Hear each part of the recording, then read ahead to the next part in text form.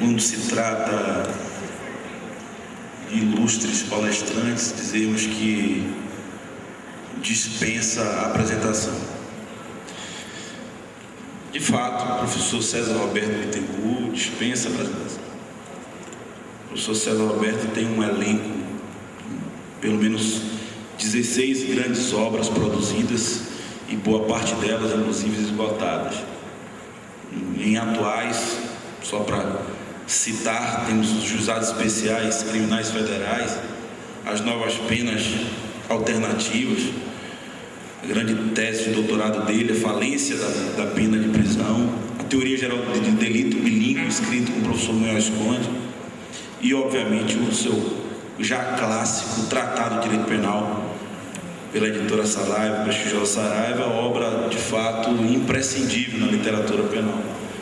De modo que é uma honra fazer a apresentação do professor César, dizer que o tema dele será os crimes contra o sistema financeiro, aspectos atuais, que a rigor, inclusive, é objeto do tema de livro que está no prelo aí, pela Lumen Uris, e que acredito que no início de 2010 nós sejamos brindados com esse tema.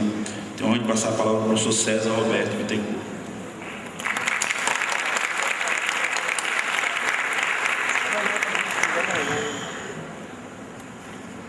Inicialmente, nosso boa tarde, boa noite, tá? Satisfação de retornar mais uma vez neste evento, cumprimentando o pessoal, os grandes empresários, Aristotinho e Guilherme, nossos amigos, parceiros já, companheiros, cumprimentando o presidente da mesa,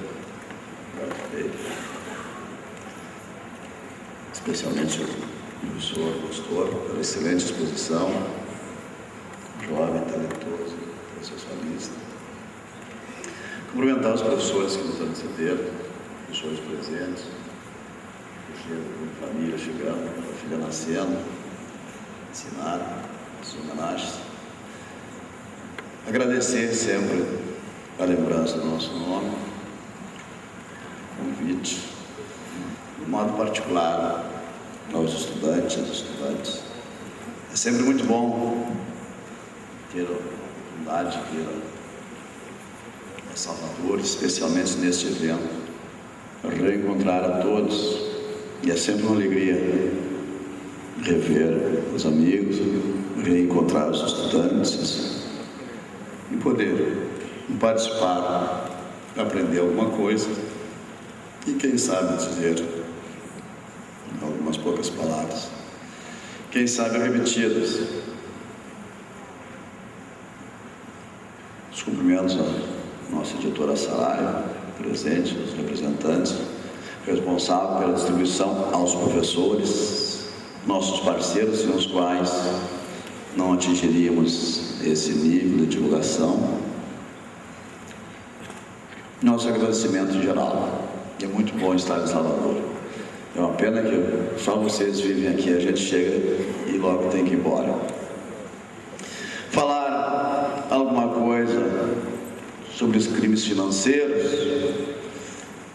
é interessante, mas é uma responsabilidade pela complexidade do tema, especialmente pela dificuldade, a meu juízo, que tem os estudantes para acompanhar.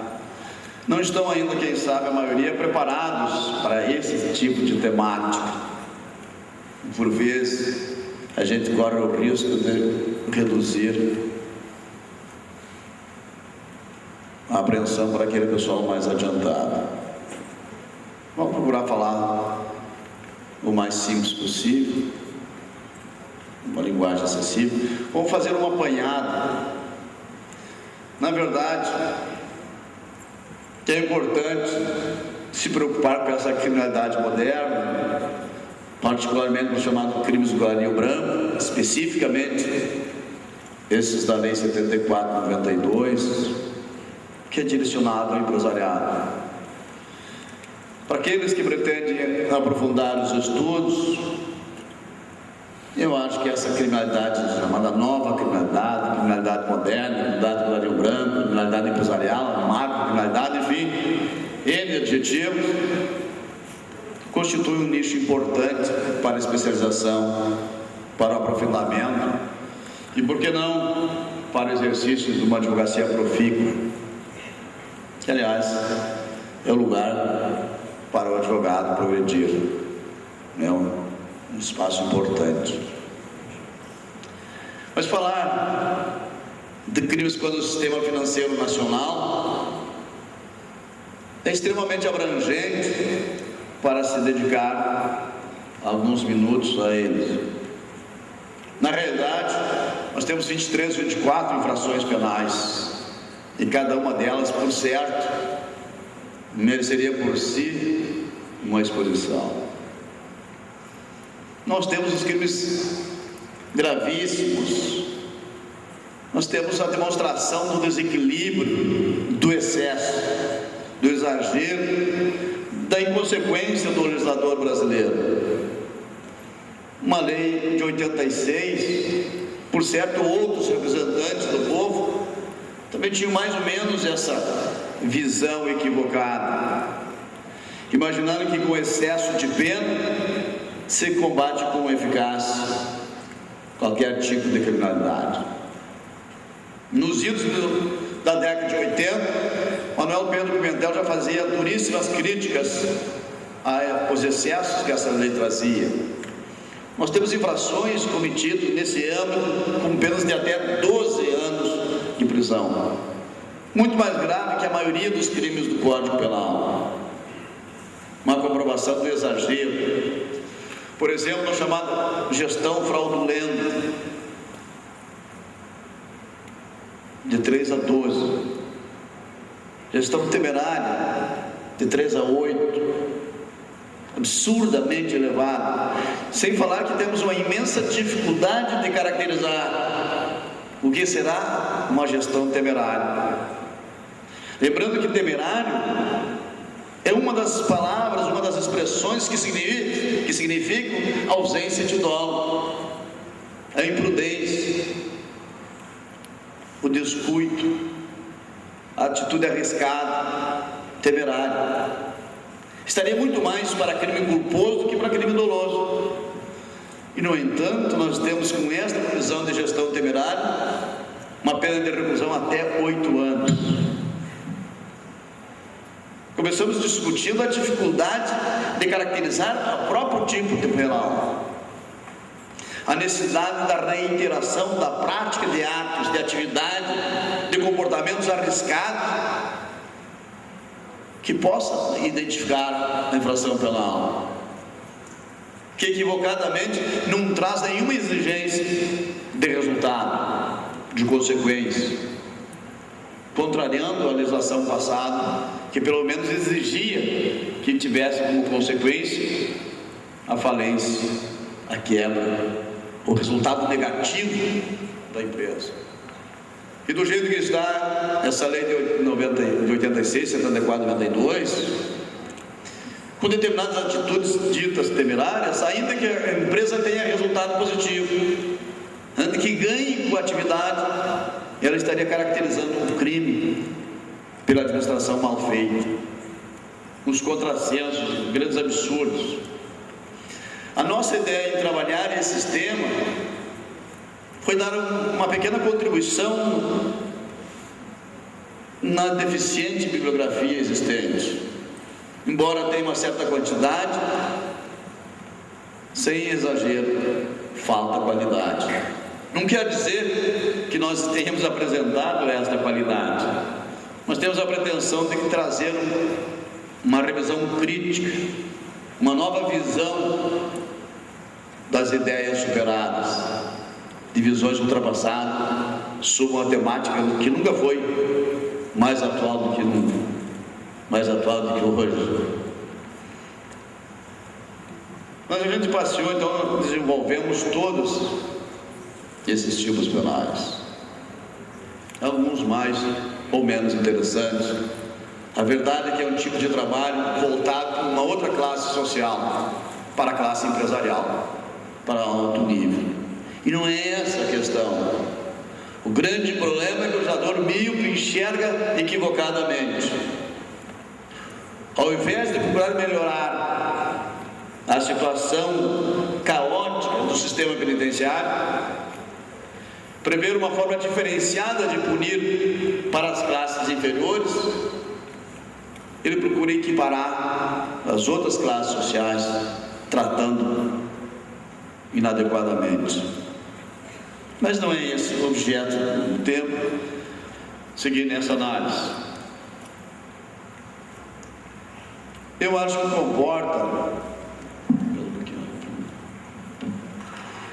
comporta uma análise um pouquinho mais detida, um tema interessante. Um dos dois crimes mais graves que tem nessa lei é a evasão de divisas.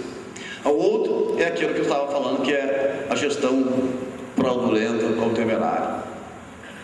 Mas como cada um desses crimes demanda 60, 70 páginas de escrito, é impossível abordar a ambos.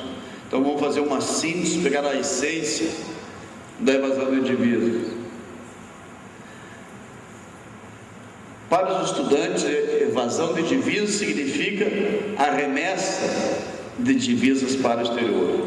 A remessa indevida, injustificada, desautorizada, clandestinamente. É o desvio de divisa que está sendo punido. Artigo 22 da lei diz o seguinte, o caput: efetuar operação de câmbio não autorizada com o fim de promover evasão de divisas do país.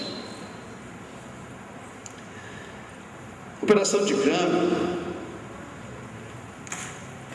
é a realização da compra e venda de moeda estrangeira. Simplificadamente, a compra e venda de moeda estrangeira com a finalidade de enviar para o exterior. A operação de compra e venda não autorizada. Isso não quer dizer que toda compra e venda de dólares, de euros, sei lá, pesos, pesetas que tinha antigamente, libra esterlina, qualquer outra moeda estrangeira, não quer dizer que seja proibido, pura e simplesmente. A rigor, hoje, é permitido a operação. De um modo geral, todas as operações de câmbio são permitidas, desde que se observe a regulamentação específica. O que se coíbe aqui, então, é a compra indevida, é a compra desautorizada, como diz a lei.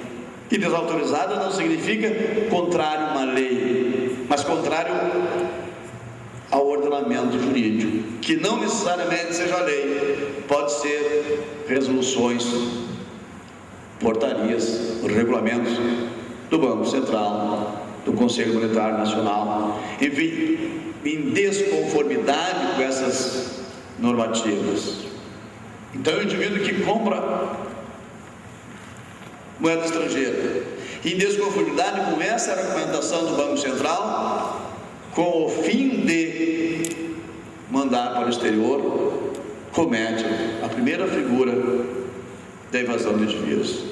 Falando em figura, primeira figura, é bom dizer que existem 3 espécies de infrações penais, 3 modalidades de evasão de divisas. A primeira é aquela do caput, que está estabelecido como efetuar operação de câmbio não autorizado com o fim de promover evasão de divisas.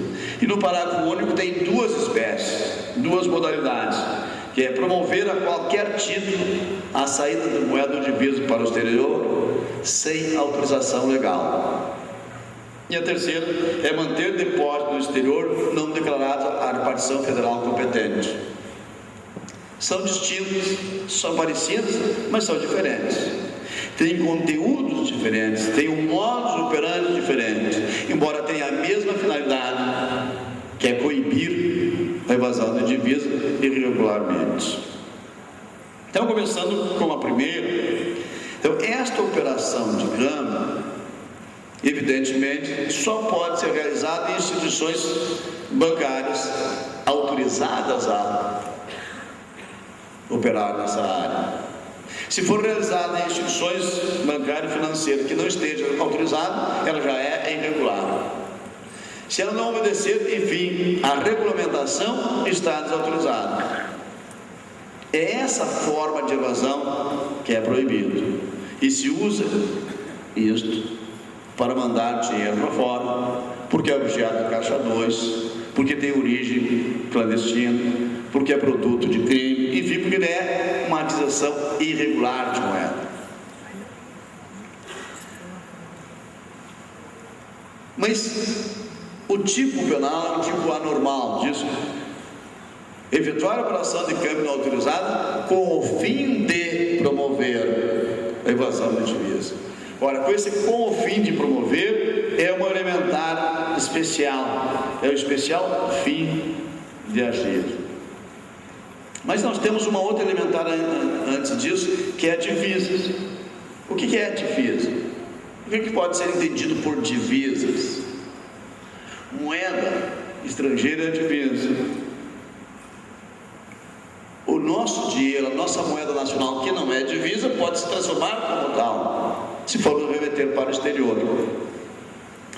Enfim, essa possibilidade de moeda, de títulos convertíveis nessa moeda, qualquer coisa que possa ser convertido em moeda estrangeira, que tenha necessidade de resgatar, pode ser tido como divisa. O fato de nós adquirirmos, comprarmos moeda estrangeira no Brasil, por si só não caracteriza nem a operação cambial irregular e nem a evasão de divisas. A operação de câmbio tem que ser feita em instituições autorizadas a fazer. Pois bem, a finalidade de remessa, o especial fim de agir, que é o sentido que dá o elemento subjetivo especial no tipo, não precisa se concretizar. Isto é, sempre que surge no tipo penal a presença do chamado elemento subjetivo especial no tipo, ele não precisa ser concretizado, mas é indispensável que seja parte da motivação, seja a razão de ser do agir do agente, que a finalidade da operação de câmbio seja remeter para o exterior. Porque se eu adquirir a moeda, se eu realizar a operação de crédito, a operação cambial, mas não tiver o fim de mandar para o exterior, eu não pratico o crime de evasão de divisa. Eu posso até adquiri-la irregularmente, ou porque não estava autorizado, ou porque a instituição não era autorizada, enfim, mas era para minha poupança, para preservar o poder aquisitivo da minha moeda, do meu dinheiro. Isto não caracteriza a evasão de divisa, ainda que eu possa caracterizar uma infração cambial, ainda que a operação cambial seja irregular, infração administrativa cambial, e não o crime de evasão de divisas. Por quê? Porque a celebração da operação cambial desautorizada tem que ter a finalidade de remeter ao exterior. Mesmo que eu não consiga fazer essa remessa para o exterior, já estará consumado o crime com a simples operação cambial. Por isso, nós estaremos diante aqui de um tipo formal, de um crime formal, que para a sua aproximação não exige o resultado, que não é necessário que a moeda efetivamente saia para o exterior, embora essa seja a finalidade. Para quem já trabalhou, para quem já estudou a teoria do delito, fica mais fácil essa compreensão. O tipo subjetivo é composto de dois aspectos: do dolo, que é o elemento subjetivo geral do tipo, e do elemento subjetivo especial do injusto ou do tipo, que é o especial fim de agir. O dolo tem que se concretizar, isto é, o dolo que se esgota na vontade e consciência, que tem que abranger todos os elementos do tipo, tem que estar presente, tem que ser atual, tem que ser realizado. Agora, a finalidade especial de remeter para o exterior, que é o especial fim de agir, não precisa, desde que ele seja a causa do agir, seja o fim da ação, seja a finalidade pretendida, seja o fim que motivou a ação. Então, na realidade, o elemento subjetivo especial não se confunde com o dolo, mas o especifica, delimita o tipo, e por isso, sem a sua presença, o tipo penal não se concretiza, não se realiza. Mas Esse tipo penal, que é mais complexo, e até por isso, alguns doutrinadores dizem que este fim especial, que é indispensável, mesmo que tenha outra finalidade, que tenha outra destinação, é irrelevante para a configuração típica. Eu estou falando do Andrei e do Luciano Fialdes, que tem uma excelente obra a respeito do tema, mas nesse particular estão absolutamente equivocados. Ora, se é um fim especial que define, que especifica, que identifica, que determina a tipicidade, ora, como é que a finalidade diversa não ia ser relevante? Por exemplo, o indivíduo faz a operação inadequada com a finalidade de enviar a divisa para o exterior para pagar o tratamento que o familiar está hospitalizado. Ou seja, a finalidade não é evadir, não é a remessa ilícita para o exterior, mas honrar um compromisso, um motivo emergente, urgente e indispensável do familiar que está hospitalizado. Na visão do Andrei e do Fialdes, isso seria indiferente, caracterizaria igual o crime. Não vemos assim. Aliás, em 1987, o Manuel Pedro Pimentel já dizia que isso descaracterizaria o crime. Esta finalidade diversa, que é para o tratamento, pagar o tratamento de alguém hospitalizado no exterior, evidentemente não tem nada a ver com o fim de promover a evasão de divisas irregular. Por isso, a meu juízo, isso não constitui crime, estaria afastado. Um outro exemplo, o Tribunal da Segunda Região andou decidindo, uns anos atrás, que o indivíduo mandou divisas para o exterior com a finalidade de pagar o advogado para libertar o seu irmão que estava preso no exterior. O tribunal reconheceu nesta decisão que a finalidade de pagar os honorários do advogado não constitui o fim especial de evasão de divisa, porque tinha o fim diverso, que não era a simples evasão. Se não fosse assim, então nós estaríamos destoando, ignorando o sentido dogmático do elemento subjetivo especial do tipo, que é o que identifica, que delimita e especifica o dolo para a caracterização do tipo penal. Então, com devido respeito, nós temos um entendimento diferente. O segundo tipo, a segunda modalidade de conduta incriminada está já no parágrafo único do mesmo artigo. Este parágrafo único diz o seguinte: incorre na mesma pena quem, a qualquer título, promove sem autorização legal a saída de moeda ou divisa para o exterior. Segunda parte, ou nele, no exterior, mantiver depósito não declarado à repartição fiscal. A repartição federal competente. Ou seja, este parágrafo único tem duas espécies de evasão de divisas. A primeira parte, que diz: incorre na mesma pena que, a qualquer título, promove sem autorização legal a saída de moeda ou divisa para o exterior. A qualquer título promove sem autorização legal a saída de moeda para o exterior, moeda ou divisa. Ora, aparentemente, esta previsão está sendo, segunda figura, promove sem autorização legal a saída de moeda ou divisa para o exterior, estaria abrangendo a figura do caput, estaria absorvendo aquela primeira figura, que diz mediante operação cambial não autorizada, com o fim de promover a evasão de divisas. Esse entendimento é simplista, é inadequado, é assodado. O Fialdes e o Schmidt igualmente acham que, com o Pimentel, isso abrangeria, não teria razão de ser, ou pelo menos quando ele se consuma, quando sai aquela prisão do caput mediante operação inadequada, operação cambial, então estaria configurado aqui.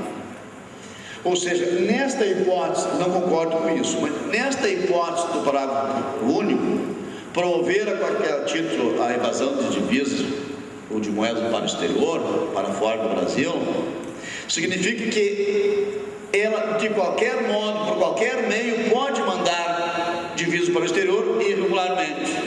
Evidentemente que estaria também abrangida efetuar a operação de câmbio não autorizada. Está, porque a qualquer título, de qualquer modo, de qualquer feito, essa elementar, de qualquer forma, abrange também a operação de câmbio não autorizada. No entanto, com ela não se confunde. Nós temos nessa previsão do parágrafo único, a qualquer título promover a evasão de moeda ou divisa para o exterior, pode ser realmente de qualquer jeito.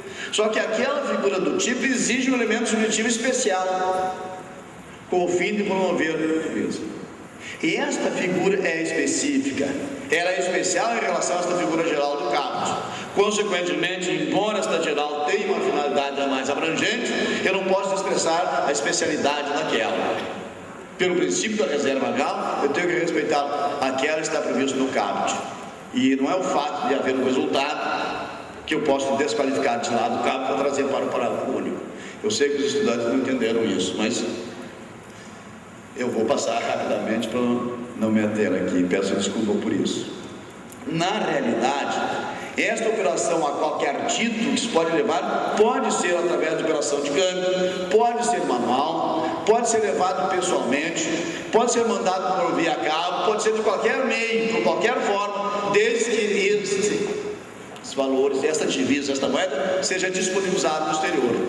Em outras palavras, esta previsão do parágrafo único, a qualquer título promover a evasão de moeda ou divisa para o exterior, é um crime material. Ele só se consuma com a disponibilidade da moeda lá fora, em nome do indivíduo, que pode ser da pessoa física ou pode ser da pessoa jurídica. Então, na realidade, nós estamos tratando de coisas diferentes, semelhantes, muito parecidas, mas não são idênticas. Se não são idênticas, não pode ser o mesmo tratamento. Esta segunda modalidade tem mais uma outra diferença. Aquela do caput fala em operação cambial não autorizada. Aqui fala, em qualquer modo, sem autorização legal. Não autorizada e sem autorização legal não são a mesma coisa. É firula jurídica, como diria a imprensa. Não é. São elementares normativas do tipo que tem significado, que tem um sentido específico, determinado e conhecido dos estudiosos. O que é então sem autorização, ou não autorizado, melhor dito? Tipo penal de dizer, efetuar a operação de câmbio não autorizada. Não autorizado não quer dizer que seja sem previsão legal, sem autorização legal. Sem autorizado é mais limitado. Não autorizado significa irregular. Se não autorizado significa em desconformidade com as diretivas existentes no Banco Central, no Conselho Monetário Nacional. Não autorizado significa violar as normas regulamentares, regulamentos, resoluções, portarias, circunscrições, enfim, toda aquela parafernália de normativas administrativas que o Banco Central emite toda hora, todos os dias, que nós não temos condição de acompanhar. Isto é não autorizado. É diferente, portanto. E mais, não autorizada não quer dizer, como se eu estou interpretando nos tribunais, que para cada operação de câmbio tem que haver uma prévia autorização. Não é isso. Não é esse o sentido. Não há necessidade mais de fazer uma valoração a priori. Não é necessário que antes da operação você tenha que ter uma específica e determinada previsão para que faça a operação. Não. Não autorizado. Hoje, o Banco Central está fazendo um controle a posteriori. Parte da presunção de que está sendo feita uma operação regular, adequada, nos conformes, como diria o do Eurico Paraguaçu, mas a gente verifica depois que ela foi irregular. Quer dizer, se faltar a forma, se violar uma resolução, se descumprir uma portaria, se for a instituição inadequada, se a instituição não estiver preparada, não estiver autorizada pelo Banco Central, já é irregular. Então é não autorizado. É diferente. Agora, na outra figura, que é a segunda que estamos examinando, tem a expressão, a elementar normativa, fala-se sem autorização legal. É diferente. Perceberam?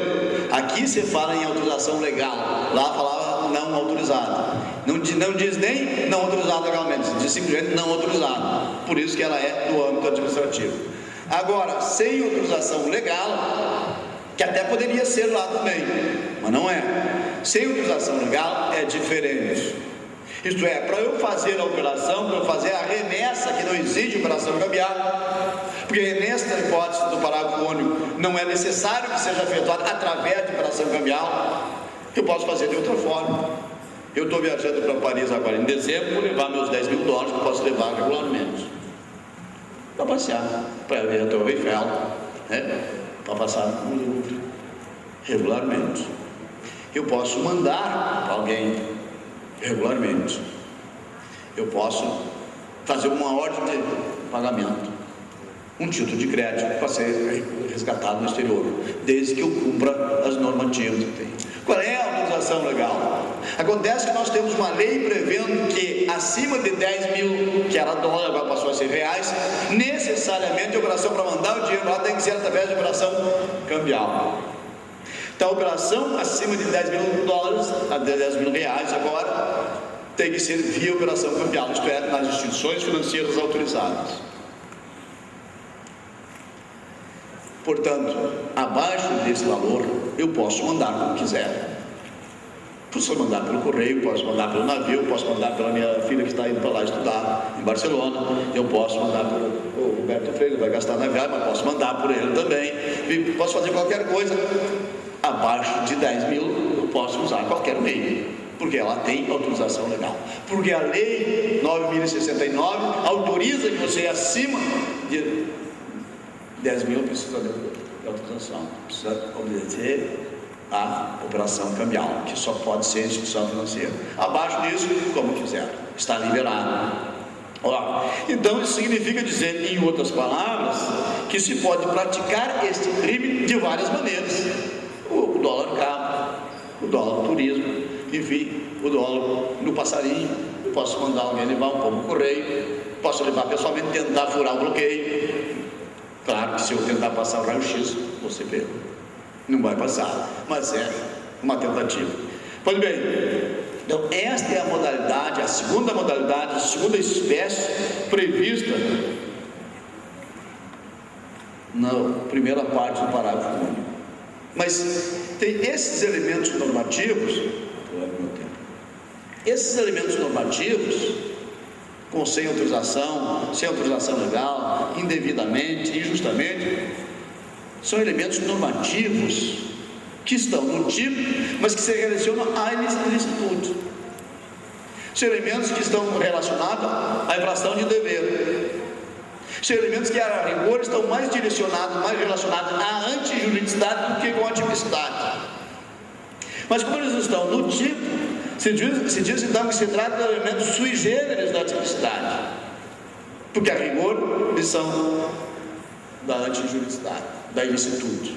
A questão que se propõe é a seguinte: afinal, e o erro que incidir sobre essas elementares, sem autorização legal, desautorizadamente, sem licença de quem tem direito, etc., seria erro de tipo ou seria erro de proibição? Para os estudantes que já passaram por essa matéria, sabiam o erro sobre elementos constitutivos do tipo são erros de tipo. E os elementos quanto ao conteúdo, quanto à proibição em si, é erro de proibição. Quanto à ilicitude, quanto à antijuridicidade, é erro de proibição. Então nós temos um problema que se diz que é um elemento do tipo sui generis, mas que na verdade é um elemento da antijuridicidade. O erro que se diz sobre esse elemento seria erro de tipo, como diz que todo erro sobre o elementar que faz parte do tipo é erro de tipo, ou seria erro de proibição que se relaciona à antijuridicidade. Essa é a questão que se debate na doutrina, que tem entendimentos diferentes. Vamos simplificar, eu teria que falar mais tempo, mas o Vels dizia que deve ser erro de proibição, porque afinal de contas se refere à infração de dever, e como está relacionado mais à proibição, mais à antijuridicidade, então esse erro seria erro de proibição. O Klaus Roxin diz que nem sempre será erro de tipo, nem sempre será erro de proibição, porque embora se refira à ilicitude, na verdade ele está no tipo, e vai depender mais da importância. Se está mais relacionado à tipicidade, será erro de tipo. Se estiver mais importante em relação à antijuridicidade, será erro de proibição. Eu acho que não é bem assim. Está equivocado o Vels, como continua mais ou menos equivocado o Klaus Roxin. Na realidade, me parece que o acerto está, como diz Munhoz Conde, na sua visão, de que, bom, na realidade não se pode esquecer, não se pode ignorar a natureza, o caráter sequencial dessas características do tipo penal, ou seja, tipicidade, antiticidade e culpabilidade. Ou seja, primeiro você deve analisar tudo que disser referência com a tipicidade. Superado esta análise, pode passar, por exemplo, daquilo que é relacionado à antijuridicidade e depois simplesmente examinar aquilo que é relativo à culpabilidade. Nessas circunstâncias, nós temos que examinar primeiro, então, os aspectos relacionados à tipicidade. Então, evidentemente que se trata de erro de tipo, e não pode ser diferente. Não pode ser diferente porque a consciência do dolo, a previsão, a representação, como elemento intelectual do dolo, elemento cognitivo, tem que ser atual. Isto é, tem que estar presente, tem que abranger todos os elementos que compõem a descrição típica. Consequentemente, o erro só pode ser erro de tipo. Perdoa o estudante, que é um negócio mais dogmático, um pouquinho mais adiante no estudo de vocês. Mas nós temos, finalmente, meu tempo está esgotando, a terceira modalidade, a terceira figura, que é manter depósito no exterior sem notificação, sem declaração à repartição federal competente. Vamos dizer aqui. Ou manter no exterior depósitos não declarados à repartição federal competente. Ou seja, a rigor não se trataria de evasão. Não é a remessa de moeda ou divisa para o exterior. Não é a evasão de divisa propriamente dita. Mas significa de um depósito de valores existentes no exterior, que pode ter ido do Brasil, pode ter ido daqui para lá, mas pode também ter sido ganho lá, por transações comerciais, industriais, prestação de serviços, honorários advocatícios, jogador de futebol que estão por lá, que mantém um depósito não declarado à repartição federal competente. Inclusive pode ter ido regularmente, pode ter mandado de acordo com a operação cambial no banco, autorizadamente, com a finalidade de manter minha poupança no exterior, que é permitido. Mas depois, no ano seguinte, estabelece o Banco Central. Todos os anos nós temos que fazer a declaração dos nossos bens no exterior, dos nossos depósitos lá, mesmo aqueles depósitos que já foram declarados na ida, que o Banco Central, a rigor, deve saber que eu tenho lá. Eu tenho a obrigação de, anualmente, além da declaração de renda que eu tenho que fazer para a Receita Federal, eu tenho que também declarar meus depósitos, meus bens, minhas divisas que eu tenho no exterior. Se eu não fizer, e a data para quem tem bens lá é o dia 31 de maio, às 20 horas, eu esgoto o prazo. Eu tenho que declarar meus bens, divisas e imóveis que está ampliando no Banco Central que eu tenho no exterior. Sob pena de caracterizar como crime, que se diria de evasão de depósito, evasão imprópria, não é evasão, mas enfim, está com evasão, vai lá, evasão de depósito impróprio, lá no exterior. Por quê? O Banco Central tem um olho grande, quer saber daqui a anos nossas economias, onde é que está o nosso dinheiro, onde é que está o nosso patrimônio, coisa. Então, por isso, além da declaração de renda que eu tenho que fazer relativamente ao ano que encerrou, dia 31 de dezembro, dia 31 de maio, eu tenho que fazer a declaração dos meus bens, valores, moedas, divisas, depósitos, tudo que eu tenho no exterior, relativamente a 1º de janeiro e 31 de dezembro. Se não fizer, ainda que seja legal, ainda que seja regular, que tenha mandado de acordo corretamente para lá, eu incido nesse crime, absurdamente incido nesse crime. Eu não vejo o bem jurídico aí, onde é que está a infração efetivamente penal? Tem uma infração cambial, tem uma infração fiscal, existe porque tem uma determinação que estou descumprindo, mas se resolveria suficientemente no âmbito puramente fiscal. Eles querem mais e mais. A cada ano que passa, o Banco Central tem ampliado o rol dos bens que ele quer que a gente declare no exterior. Está incluindo agora, inclusive, os imóveis. Mas imóvel seria moeda? Seria divisa? E o tipo penal fala, né, especificamente de evasão de moeda ou divisa. O parágrafo único fala na primeira parte de evasão de moeda e divisa, que eu falei antes o que é. E manter moeda ou divisa do exterior, depósito de moeda ou divisa do exterior, sem declarar a repartição federal competente. Logo, imóvel não integra moeda ou divisa. Então isso significa dizer, se eu não, na declaração que eu fizer em 31 de maio, eu não incluir os imóveis que eu tenho em Punta del Este, bom, eu tenho uma infração fiscal, uma infração cambial, financeiro, administrativo, que o Banco Central quiser, mas não é crime. Não é crime porque não é moeda, não é divisa, e aí vai ser de moeda ou divisa. E não é crime porque eu já declarei à Receita Federal que eu tenho esse material, esses bens no exterior, portanto eu estaria satisfeito criminalmente. Agora, administrativamente, realmente eu tenho uma infração perante o Banco Central, porque eles vão ampliando esse leque, mas não faz parte do tipo penal. Por isso que a gente traz. A questão também interessante de se fazer, de se discutir, é a respeito. O que era mesmo? Me deu um branco aqui, me fugiu. Qual é a repartição federal competente? Esta declaração que eu tenho que fazer é da Receita Federal ou é do Banco Central? Hoje o assunto está pacificado, mas embora exista uma lei desde 1969, a lei 1009, determinava que essa declaração deveria ser feita ao Banco Central. E historicamente, desde 70, década de 80, década de 90, sempre se fez para a Receita Federal. Se continuou fazendo para a Receita Federal. Porque sempre se prestou a declaração ali, porque não tinha a menor importância para a invasão de divisas naquela época, ninguém se preocupou com isso, ninguém se antenou que poderia ter alguma importância, sempre se fez para a Receita Federal. Se continuou fazendo. Saiu uma nova lei em 96, se não me engano, determinando que esta declaração deveria ser feita ao Banco Central. Continuaram fazendo na Receita Federal.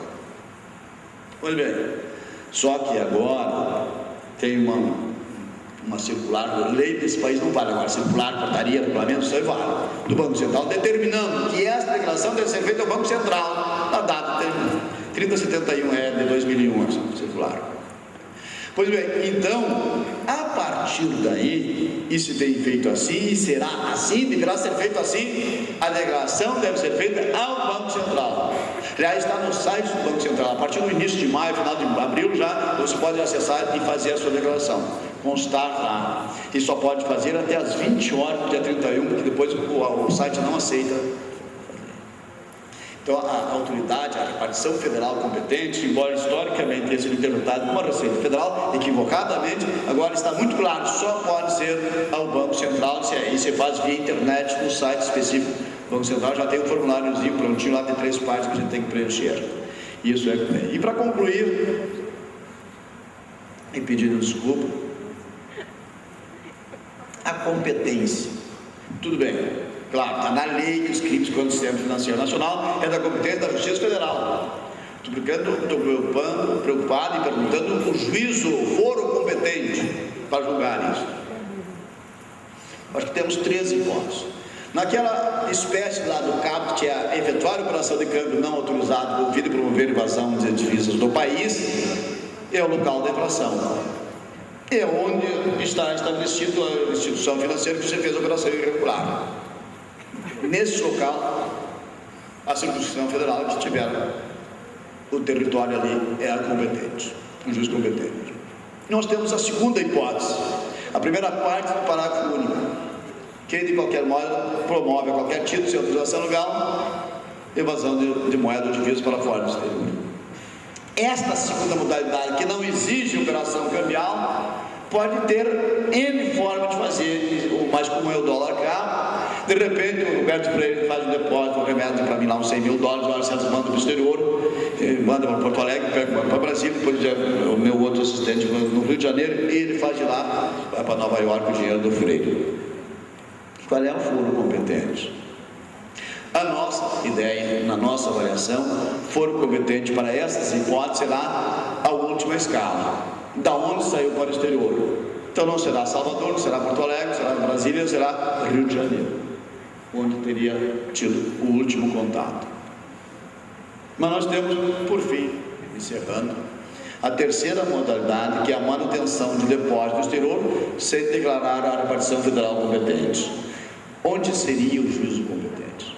Qual seria? Seria Brasília? Ou seria a Suíça? Seria no exterior, onde está o dinheiro, as divisas? Claro, não é um crime no exterior, não será lá o juiz competente, porque nós não teríamos ingerência nenhuma lá fora. Nesta hipótese, que pode ter acontecido uma série de coisas, Eu não tenho nem segurança onde o indivíduo anda. Ele pode estar na Bahia, pode estar no Rio de Janeiro, pode ficar lá e cá. Você já viu que trabalha aqui em Brasília, mora aqui, trabalha em Brasília. Sei lá, tem muita gente que faz assim. E não temos a identificação do local, porque eu estou falando do depósito no exterior. Ele está mantido lá, não mandei para lá, está lá. Pode nem ter saído daqui, pode ser originado lá mesmo. Então me parece, Etienne, tu que é processualista, que conhece a história muito mais do que todos nós, e o Nelson, né? Tá, a meu juízo, o juízo competente tem que ser do domicílio fiscal. Concorda? Porque me parece que é a única forma racional de você identificar e ter uma segurança jurídica. Eu pode estar em vários lugares, pode ter mudado depois, mudado antes, pode estar. Né? Então, como não foi realizado agora, não tem nenhuma ação praticada aqui, nesse momento, no ano anterior, agora, mas o meu depósito está lá fora, eu tenho uma obrigação com as autoridades monetárias, financeiras, fiscais, etc., que é prestar uma declaração de renda. Eu tenho domicílio fiscal, então lá eu tenho essa obrigação. Me parece que é ali que eu posso ser judicialmente demandado. Pedindo desculpa para os estudantes, para o pessoal que está na aprendizagem ainda, que vai agora, mas se preocupe que vocês não entenderam nada, melhor ainda, então vão atrás que vale a pena. Porque vocês vão demorar muito tempo para chegar lá, eu já parei de advogado, vocês não fazem concorrente comigo, vão ganhar bastante dinheiro. Muito obrigado.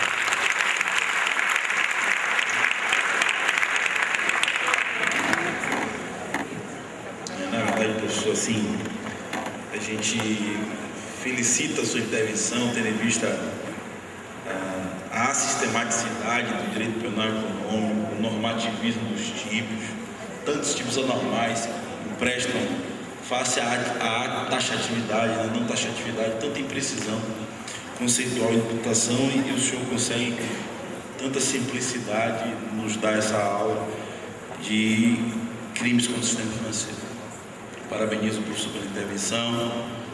Antes de passar o certificado pela contribuição intelectual dele nesse congresso, quero chamar a atenção de todos os congressistas que amanhã continuamos o nosso congresso, previsto para iniciar às 8h30 da manhã, e impreterivelmente com a confirmação do professor Rômulo, de Rogério Greco e de Rogério Sanches. Então eu passo aqui o certificado ao professor César Alberto Tembu por essa contribuição intelectual e declaro encerrada a nossa sessão.